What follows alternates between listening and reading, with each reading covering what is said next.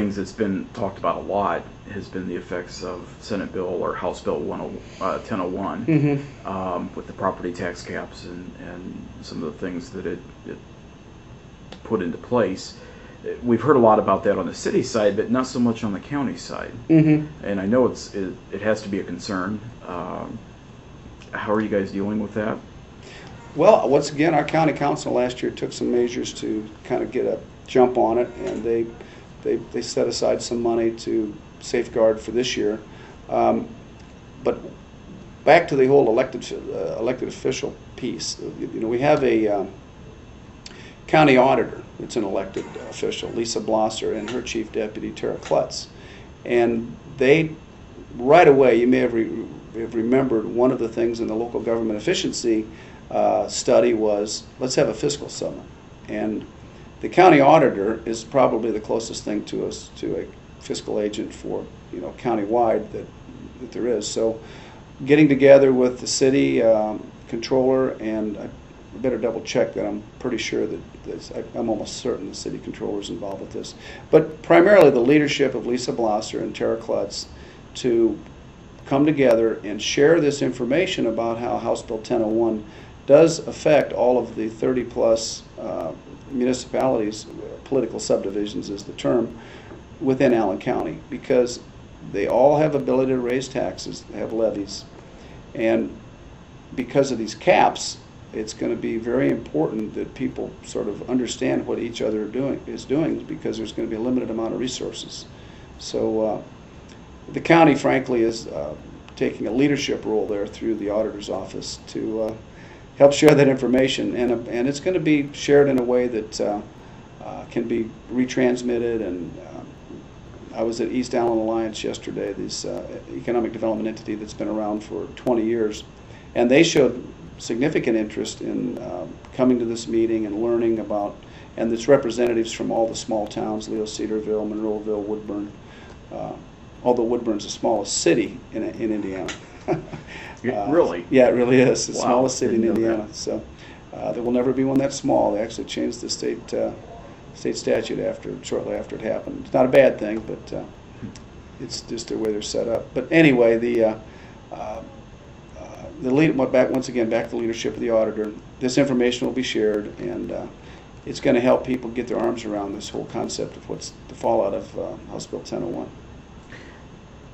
Again, I can cut this out if you want, but the question that I guess that begs to ask it is, do you think that maybe they're voting and putting it into place as quickly as we did? I mean, he mentioned, Governor Daniels mentioned it in his State address. Next thing you know, month, 2 months down the road, he's got it in place. Do you think that was a little fast? Do you think it should have maybe been studied just a little bit more? Oh, the tax caps? The tax caps? Yeah, well, I think it is arguable. If you look at what the state legislature, between the put it into the Constitution, and the other side that says let's hold off, getting it into the Constitution, I think, is, I'll probably have to take the old cop out of it. It's a pay grade above me at this point to determine if that should be in the Constitution or not. Although I think predictability is important. The thing that we don't want to do, and with shrinking revenue, get into a situation where we all of a sudden put these municipalities into a stranglehold. And that's kind of back to the creativity of county government with the wheel tax surtax that's been being utilized now going to be utilized for bridges, the smaller bridges under 200 feet. It speaks to that point of getting these needed infrastructure situations taken care of outside of property taxes. And I think that's one way to do it, is with a user tax like a wheel tax surtax. So to your point about whether it was too quick or not, I do think it's a good move. Although I will have to throw the caveat in there that, it's going to be a 1% for the folks that have a homestead, that live in their home, and 3% for the commercial side of things. And I try to be a very pro-business commissioner. And as we've seen some of these things happen, whether it's the wheel tax surtax, there's a lot of business and industry that own a lot of trucks and trailers. They're going to they're going to be picking up a chunk on all of those vehicles, although it's a small chunk. Also with the commercial property carrying 3% of the tax burden on their assessed value versus 1% on your homestead. So, is there anything else I want to get into real? Well, the satellite office is $161. You know, I think it's key to remember too that our plan is a utilization plan. It's a plan way to most effectively utilize the buildings.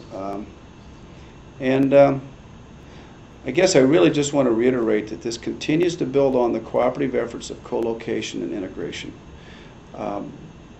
We have a 40-year tradition in the city-county building of having the city and the county together. And I think from a community standpoint, symbolism means a lot. You know, so hearts and minds piece of how do you feel about your community, and do we feel like everybody's working together? Do we feel like we're pulling the wagon together? It does matter. And not to get too far out there, but sometimes when I think about how people work together and the power of what individuals can do, working together in teams, and how a community as a group can be stronger and better, I can't help but go back to the old saying of, you know, any given team on any Sunday can beat any other team in the NFL. It all depends on, you know, the mindset of the team players and the talent and who's injured and who's not.